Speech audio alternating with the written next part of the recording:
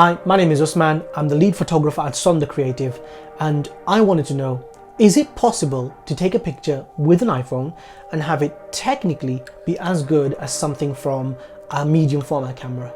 And not just any medium format camera, but the current 100 megapixel flagship from Hasselblad. Now, of course, I can't just take a picture with an iPhone and expect it to be as good as something from a £30,000 camera system. So instead, I had to use a couple of techniques to be able to take the images from the iPhone and get it to a level where it's comparable with the Hasselblad. The lenses I used were the 24mm lens on the Hasselblad, which is really wide. It's about equivalent to a 15mm lens on full frame, and the telephoto lens on the iPhone 7 Plus, which allowed me to take lots of shots whilst zoomed in to create a massive panorama. Now, I couldn't use the default camera app on the iPhone because it's really quite limiting, so I used an app called ProCam, which allows you to control the ISO, the shutter speed, and also lets you shoot RAW. Now, once I had a clear vision of how I wanted to go ahead with this, I took the Hasselblad and the iPhone to my local park and took lots of pictures.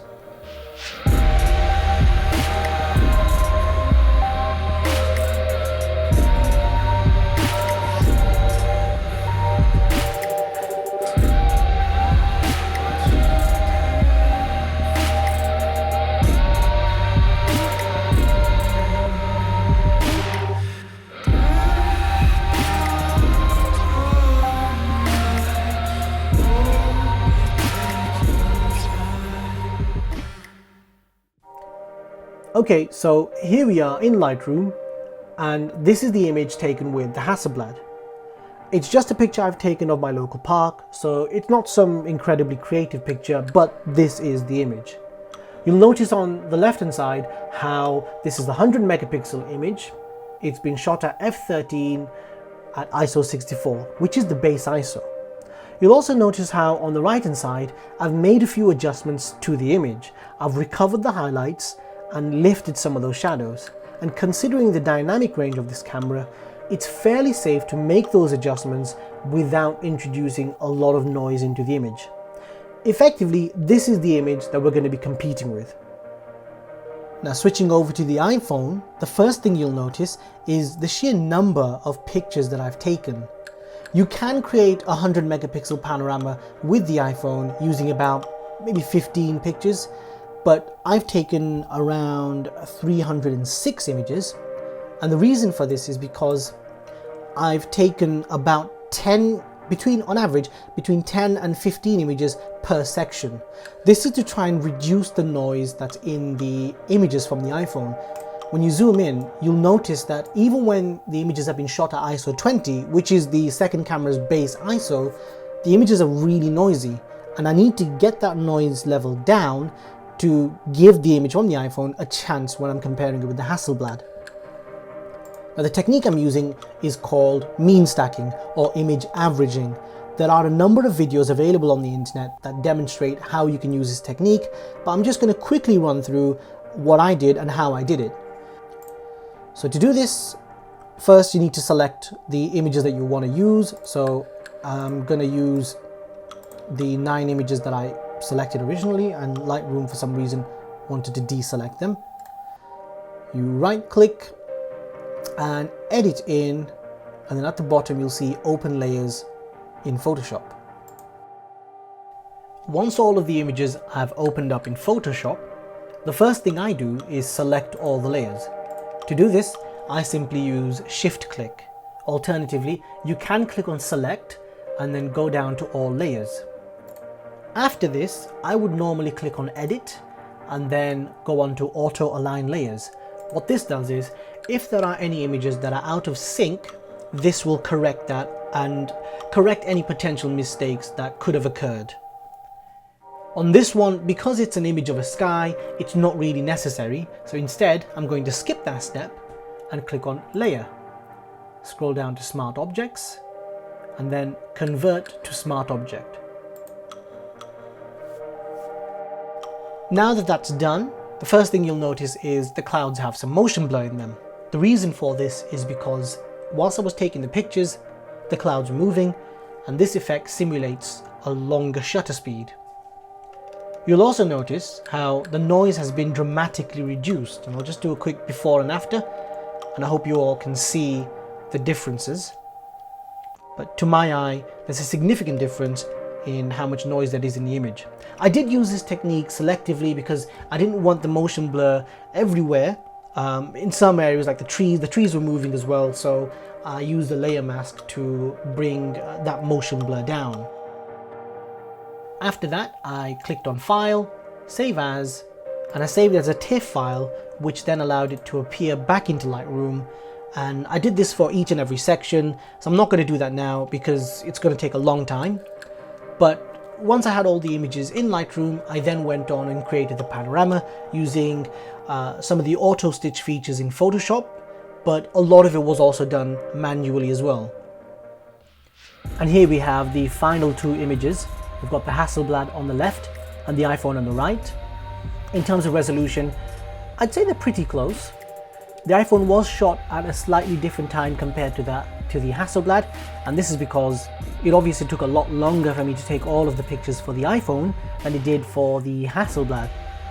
There's a lot more perspective distortion in the iPhone as well, and that's not very apparent on the Hasselblad.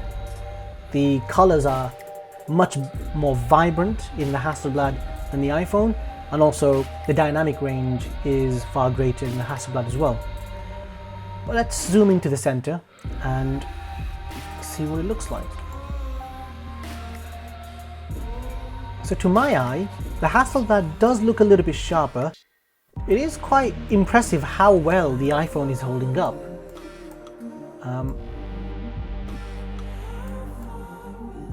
And also if you look at this section here, you can see how there's a lot more detail compared to the iPhone. If we look towards the edges of the image, now over here the iPhone looks a little bit sharper than the Hasselblad. However, when it comes to colors, the Hasselblad has much better colors than the iPhone, and you can see all of the different shades of green, and that's just not there in the iPhone image. If we look at the corners, and that's a huge difference. The iPhone is significantly sharper in the corners than the Hasselblad is.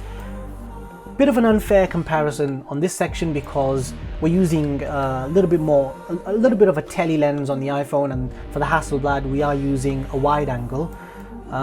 But still, this is actually quite surprising. I'm really surprised at how well the iPhone is doing compared to the Hasselblad. Let's look at the noise performance once my computer catches up. And we can have a look at the noise in the sky. And yeah, it's clear the Hasselblad is much noisier than the iPhone. So all of that image averaging really did pay off. You can see how much cleaner, I hope you can anyway, but I can see how much cleaner the iPhone image is compared to the Hasselblad. And the Hasselblad was shot at ISO 64. There's a little bit of blocky noise in the iPhone, but it's nowhere near as bad as it is on the Hasselblad. So this is really, really impressive. I am genuinely surprised at how well the iPhone is doing.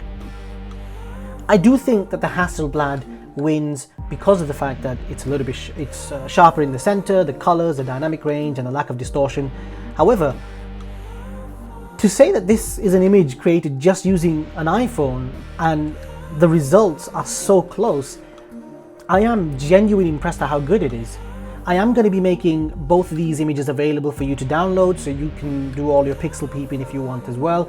I'll probably leave a link below, or it'll be on the website, but either way, you guys can have a look as well. Ultimately, the Hasselblad is creating better images than the iPhone, and I think most of us were expecting that anyway. But I don't think this was an exercise in futility, because it demonstrates how, just by using a few techniques, you can really shrink the gap between some of the most entry-level cameras versus arguably one of the best cameras you can buy. Now, admittedly, it did take a long time for me to create the final panorama from the iPhone, so it comes down to it comes down to a balance between time versus money and which one you want to spend more of. I will say that the second lens, or the telephoto lens on the iPhone, is probably the worst camera I have used in a very long time. And even with that, I was able to create an image which is relatively comparable to the Hasselblad. So you can imagine what can be done with even, let's say, a Micro Four Thirds camera. Anyway, I just want to say thank you for watching my video. This is my first ever video that I'm doing, so if you have any comments, suggestions or feedback, please leave them below. I'd really appreciate it. I'm going to be making a few more videos with the Hasselblad and doing some proper comparisons. I mean, this one was a little bit of fun, so I hope you guys don't take it too seriously. But yeah, I mean, if you're interested in seeing some more comparisons with the Hasselblad, please like and subscribe, and I guess I'll see you guys in the next one.